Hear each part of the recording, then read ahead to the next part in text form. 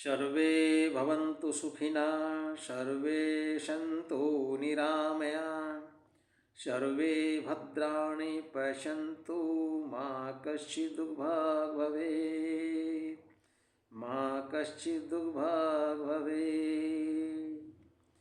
त्वमेव माता च पिता त्वमेव, त्वमेव बन्धुश्च सखा त्वमेव, त्वमेव विद्या द्रविणं त्वमेव, त्वमेव सर्वं मम देवदेव।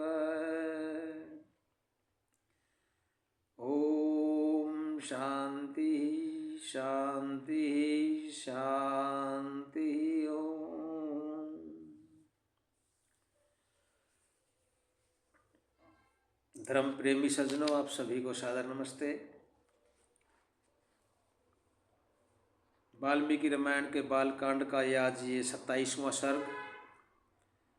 अभी तक आपने सुना कि श्री राम ने मिथिला नरेश राजा जनक द्वारा जो प्रतिज्ञा की हुई थी कि जो इस धनुष के ऊपर प्रत्यंचा चढ़ा देगा उसको मैं अपनी पुत्री दूंगा, और श्री राम ने वो कर दिखाया। और इतना ही नहीं कि जैसे ही प्रत्यंचा उस पर चढ़ाकर खींचने लगे तो धनुष वो बीच से टूट गया, जिससे राजा जनक ने ये बहुत ही एक अच्छा महसूस किया कि जो उनका प्रतिज्ञा थी वो पूरी हो चुकी। नहीं तो उनको डर था कि अगर इसके ऊपर भी कोई चिल्ला नहीं चढ़ा सके तो मेरी सीता का विवाह कैसे होगा। और राम की वो अद्भुत पराक्रम देख करके बहुत खुश हुए। श्री ऋषि विश्वामित्र जी से उन्होंने निवेदन किया कि महाराज, मैं आपकी अनुमति चाहता हूँ, और आपकी अनुमति अगर हो तो मैं महाराज दशरथ को अयोध्या से बुलाने के लिए अपने मंत्री भेज दूँ। क्योंकि जो प्रतिज्ञा मैंने की थी वो पूर्ण हो गई है, और मैं अपने प्राणों से बढ़कर अपनी प्रिय बेटी सीता को श्री राम को दूंगा। तो मैं आपकी इजाज़त चाहता हूँ, और मैं अपने मंत्रियों को सीता के विवाह की सूचना दे करके और पूरा वृत्तांत सुना करके राजा दशरथ को लाने के लिए आपसे इजाज़त चाहता हूँ। और विश्वामित्र भी इजाज़त दे देते हैं तथास्तु कह करके, और फिर मंत्रियों को बुला करके समझा करके राजा जनक अयोध्या के लिए रवाना कर देते हैं अपने मंत्रियों को। और आगे सुनिए क्या होता है। महाराज दशरथ की मिथिला चलने के लिए तैयारियां होती हैं, तो वहाँ पर पहुँच जाते क्या, राजा जनक की आज्ञा पाकर के दूत शीघ्रगामी रथों में सवार होकर के मार्ग में 3 रात्रि व्यतीत करके चौथे दिन अयोध्या पहुँचे। मतलब उनको 3 दिन लगे, चौथा दिन वो अयोध्या पहुँचे। उस समय तक उनके घोड़े थक चुके थे। राजभवन की ड्योढ़ी पर जाकर के उन्होंने द्वारपालों से कहा कि शीघ्र महाराज से निवेदन करो कि राजा जनक के दूत आपके दर्शन करना चाहते हैं। जो दूत जो गए थे मंत्रीगण, उन्होंने जो अयोध्या के द्वारपाल थे उनको कहा कि महाराज दशरथ को आप सूचना दे दो कि महाराज जनक के जो दूत हैं वो आपके दर्शन करना चाहते हैं। दूतों के ऐसा कहने पर द्वारपालों ने महाराज से निवेदन किया। तब राजा की आज्ञा से वे दूत राजभवन में आए, उनको बुला लिया गया अंदर कि आप लोग आ सकते हैं। वहाँ देवोपम वृद्ध महाराज दशरथ, देवोपम मतलब वो महाराज दशरथ भी बहुत ही एक अच्छे देवता स्वरूप थे, तो इसलिए उनको उपाधि दी गई यहाँ देवोपम, के देवों में उत्तम।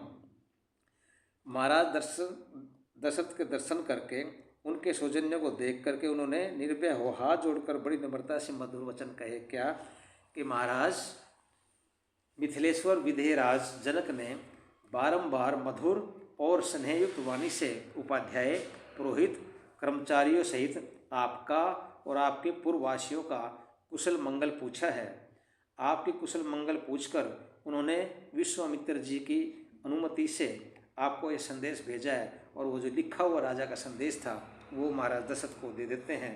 तो उसमें क्या लिखा हुआ है, पूर्वम प्रतिज्ञा विदिता वीर्य शुल्का मम आत्मजा सेयम मम सुता राजविन विश्वामित्रपुर शरही यदृच्छाया गतैर्विनिर्जिता तव पुत्र कही अस्मै देया मया सीता वीर्य शुल्क महात्मने।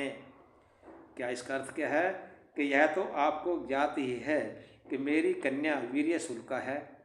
क्योंकि महाराज दशरथ को भी पता था उस वक्त, जब राजा सारे राजा गए थे, दशरथ महाराज नहीं गए लेकिन और सब राजा गए थे, लेकिन राजा को खबर थी कि मेरी पुत्री वीर्य शुल्का है, वही कि मैं उसी को दूंगा जो पराक्रम से मेरी सीता को लेगा।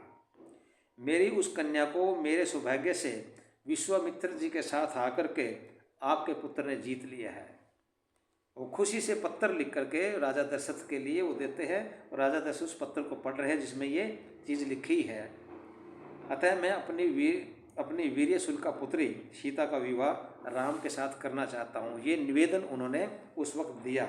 आज की तरह वो चिट्ठियाँ नहीं थी, आज की तरह वो पत्र लगन पत्रिका नहीं निकालते थे, वो शायद नहीं निकाली भी नहीं थी। वो ऋषि लोग अपने ही उससे देखते थे, और वो देखते थे किससे? ज्योतिष गणित से, ज्योतिर्विद्या। आज है क्या? ज्योतिष फल नहीं, ज्योतिर्विद्या अलग थी, ज्योतिर्गणित था। और मैं अपनी प्रतिज्ञा पूर्ण करना चाहता हूँ, अतः आप मुझे आज्ञा दीजिए। हे महाराज, आप अपने उपाध्याय और पुरोहितों सहित यहाँ पधार कर अपने राजकुमारों को देखिए और मेरी प्रीति को निभाइए, कि जो मैंने प्रण किया था उसमें मेरा साथ दीजिए। आप अपने यहाँ आकर पुत्रों को देख लीजिए, और महाराज अपने पुरोहितों सहित, उपाध्याय समेत, पूर्ववासियों समेत मैं आपको निवेदन करना चाहता हूँ, आप मिथिला में पधारिए। दूतों के कथन को सुन महाराज बड़े प्रसन्न हुए और वशिष्ठ, वामदेव तथा अन्य ऋषियों से कहने लगे।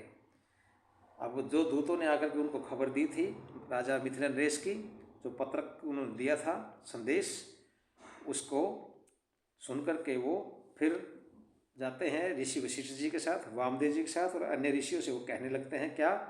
कि विश्वामित्र से रक्षित कौशल्या के आनंद को बढ़ाने वाले राम अपने भाई लक्ष्मण के साथ आजकल मिथिलापुरी में है। कि वहाँ से तो विश्वामित्र जी के साथ तो वह कहाँ पर गए थे? उनके आश्रम में गए थे। कहाँ पर? सिद्धाश्रम में। लेकिन वो सिद्धाश्रम से फिर मिथिला चले गए, तो वो खबर मिलती है राजा मिथिला नरेश राजा जनक के दूतों के माध्यम से कि श्री राम और लक्ष्मण मिथिला में हैं। तो राजा दशरथ बड़े खुश होते हैं, और खुश होकर के वशिष्ठ जी को, वामदेव जी को और अन्य ऋषियों को बताते हैं। राजा जनक ने श्री राम का पराक्रम भली भांति देख लिया है, और वह अब अपनी पुत्री सीता का विवाह श्री राम से करना चाहते हैं। ये राजा दशरथ जी बता रहे हैं वशिष्ठ जी को।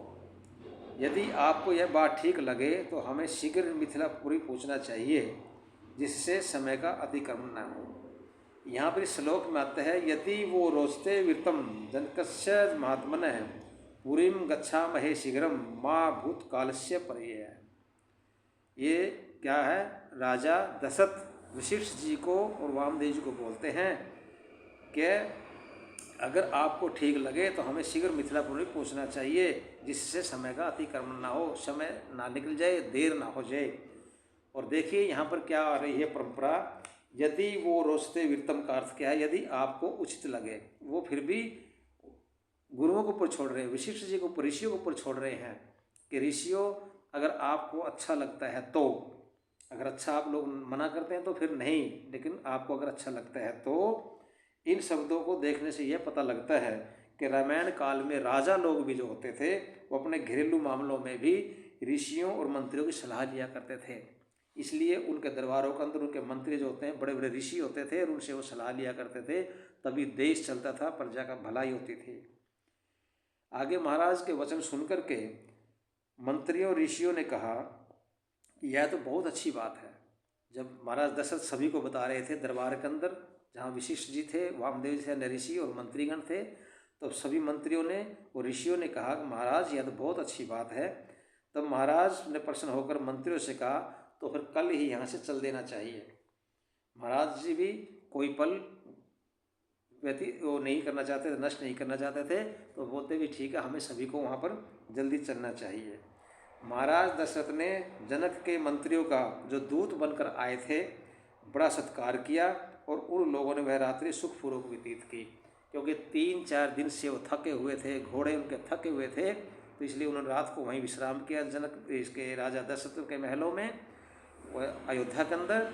और फिर वो आगे सवेरे जनने की तैयारी करते हैं और वहाँ पर फिर वो पहुँचते हैं। अगले सर्ग के अंदर ये आएगा कि राजा महाराज दशरथ राजा जनक के वहाँ पर मिथिला में पहुँच जाते हैं। वहाँ पर क्या होता है और शादी होती है। सारा काम तो ये था राजा जनक का जो अपना एक प्रण किया था उन्होंने अपनी पुत्री के लिए कि मैं एक पराक्रमी राजा को, पराक्रमी ही व्यक्ति को, ही बहादुर व्यक्ति को अपनी सीता को दूंगा। वो प्रण उनका श्री राम ने पूरा कर दिया। उनके धनुष पर प्रत्यंचा चढ़ा करके, और चढ़ा ही नहीं, उसको धनुष को तोड़ ही दिया। तो राजा जनक बहुत खुश होते हैं और विश्वामित्र जी की अनुमति से वो दशरथ को बुला करके अगला काम करना चाहते हैं। वो अगला काम क्या होगा वो आपको बताया जाएगा अगले सर्ग के अंदर। अभी तक की यहीं पर इति ओम शम। आप सभी को सादर नमस्ते, बहुत बहुत आपका धन्यवाद। मैं फिर निवेदन करूंगा कि आप इस चैनल को सब्सक्राइब करें, सभी वीडियो ज़रूर देखें, सुनने की कोशिश ज़रूर करें। गलतियां मेरे से हो सकती हैं, मैं गलतियां इतना बड़ा विद्वान नहीं हूँ, फिर भी आप लोग एक बार सुनने की कोशिश करें और मुझे अपने जो संदेश हैं आप उसमें लिख सकते हैं, जिससे मैं सुधार करूं। जहाँ पर मेरी आवाज़ में, मेरे बोलने में, मेरे उच्चारण में गलती हैं आप बता सकते हैं, मैं उसका सुधार करने की कोशिश करूंगा। आप सभी का प्यार मुझे मिले, मैं ऐसी आशा करता हूं। आप सभी का बहुत बहुत धन्यवाद। इति ओम शम। नमस्ते जी।